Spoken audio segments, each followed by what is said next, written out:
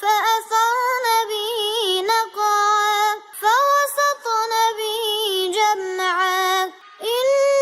الإنسان لربه لكنود وإنه على ذلك لشهيد وإنه لحب الخير لشديد أفلا يعلم إذا بعثر ما في القبور وحصل